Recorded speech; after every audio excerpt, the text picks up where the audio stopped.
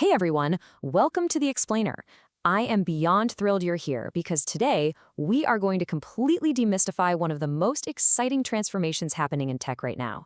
We're officially moving away from those simple, single-prompt applications and stepping right into the world of robust, scalable multi-agent architectures.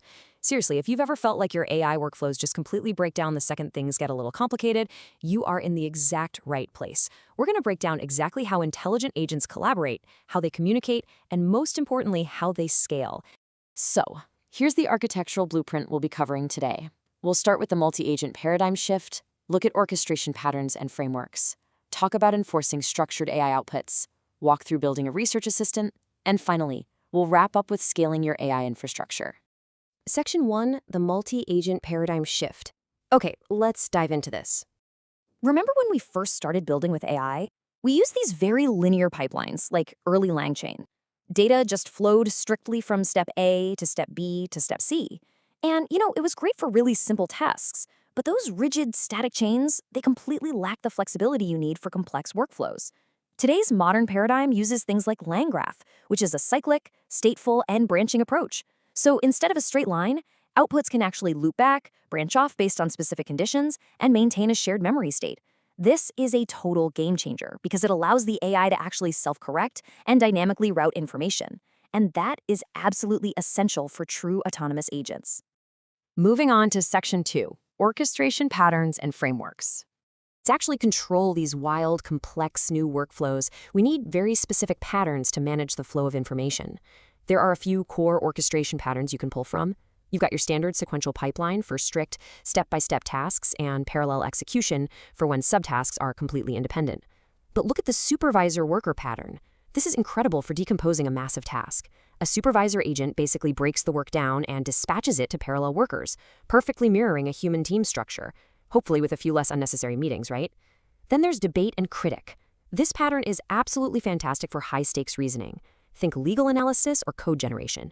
One agent drafts it, another critically tears it apart, and a third resolves the conflict. It practically guarantees a highly reliable output. And the best part? You don't have to build these patterns from scratch. Choosing the right foundation right now will save you weeks of headaches later on. If you need complex, stateful workflows and loops, LangGraph is absolutely your go-to. For that debate and critic conversation model we were just talking about, AutoGen is purpose-built for it. What if you just need a role-based team up and running by the end of the day? CrewAI is incredibly fast to deploy. And for workflows that heavily rely on document retrieval or reacting to events, Llama Index is going to be your best bet. All right, Section 3, enforcing structured AI outputs. So let's move down a level to the data layer, because here is the harsh truth. You can have the most beautiful orchestration framework in the world, but if your intelligent agents cannot consistently communicate in predictable data formats, the entire system completely falls apart. So how do we guarantee this? Through a process called constrained decoding. Instead of just writing a really clever prompt and crossing our fingers that the language model outputs perfectly formatted JSON, the decoding engine actually intervenes at the API level. At every single step of token generation, it evaluates the target schema. Any token that violates your structural rules is literally assigned a probability mask of 0. It mathematically forces the language model to strictly conform to your data structure before the text is even fully generated. No way around it. But that brings up a really critical question. If the API just forces compliance anyway, why does the complexity of our data schemas even matter? You might be thinking, hey, I'll just pass massive, wildly complex JSON structures to my language models and let the engine sort it out. Well, actually, scratch that. That is a very dangerous assumption. Here is why. If your schema has deep nesting or massive lists of exact string values, large enums, you are going to run into severe API compilation errors. Why? Because every single optional field or nested layer creates an alternate path. This exponentially expands the tracking automaton state space.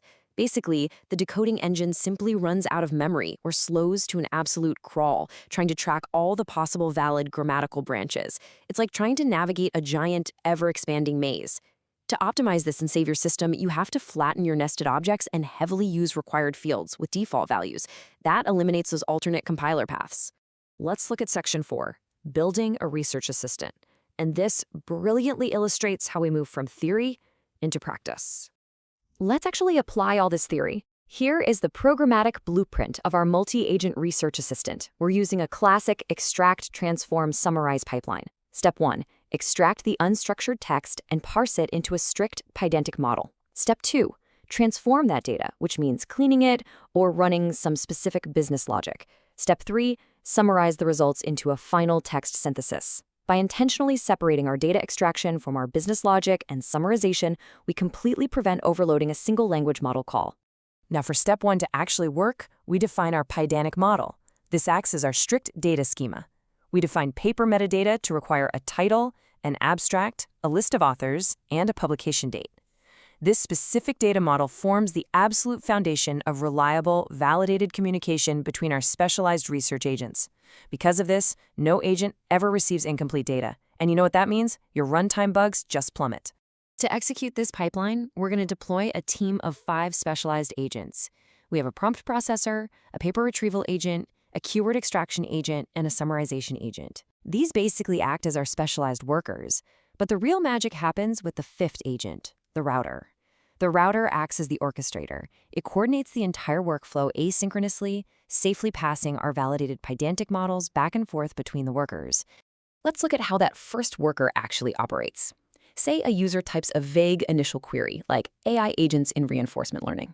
Well, if we just searched that directly, we'd get an absolute mess of results. But our prompt processor agent uses contextual parsing to refine that into a highly specific structured query, something like all AI agents and cat reinforcement_learning. This refined query is exactly what the paper retrieval agent needs to execute a highly targeted API search on the archive academic database. Once those papers are retrieved, the router orchestrator steps back in. And here's the cool part. It doesn't just sit around waiting for one task to finish before starting the next.